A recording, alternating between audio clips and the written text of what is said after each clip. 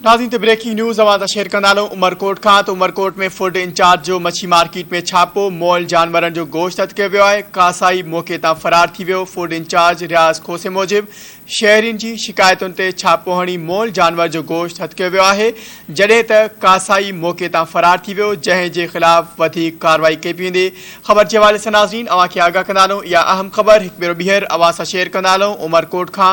उमरकोट में food in charge जो मच्छी मार्केट में छापो मोल जानवरनि जो गोश्त हथ कासाई मौक़े तां फरार थी वियो। फूड इंचार्ज रियाज़ खोसे मूजिब शहरियुनि जी शिकायत ते छापो हणी मोल जानवर जो गोश्त हथ कयो वियो आहे, जॾहिं त कासाई मौक़े तां फरार थी वियो, जंहिं जे ख़िलाफ़ वधीक कार्रवाई कई वेंदी। ख़बर के हवाले से नाज़रीन अवां खे आगाह करे रहिया आहियूं या ब्रेकिंग न्यूज़ हिकु भेरो ॿीहर अवां सां शेयर कंदा उमरकोट में फूड इंचार्ज जी मच्छी मार्केट में छापो लॻो आहे। मोल जानवर जो गोश्त हथ कयो वियो आहे। कासाई मौक़े तां फरार थी वियो आहे। इन हवाले से वधिक तफ़सील मालूम कंदासीं। धरती टीवी उमरकोट जो रिपोर्टर सोहेल कुंभार असां सां लाइन ते मौजूद है। जी सोहेल, अपडेट कजो, वधिक छा तफ़सील आहिनि?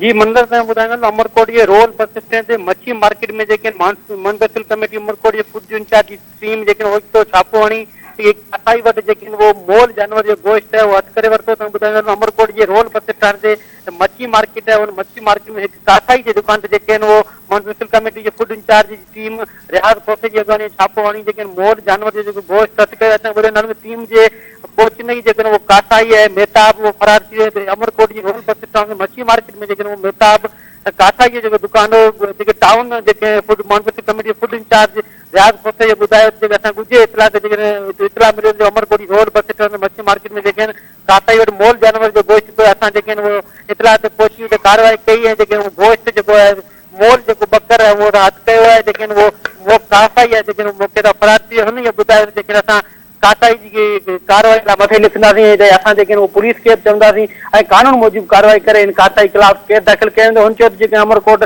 शहर में मोल जेके जानवर जो गोश्त है उन विकिरो थियण जो असांखे इतला मिलियो। अॼु असां ॻुझे इतला ते अमरकोट जी मच्छी मार्केट में कार्रवाई करे मोल जेके जानवर जो गोश्त हथ कयो, जॾहिं कासाई मौक़े तां फरार थी वियो आहे।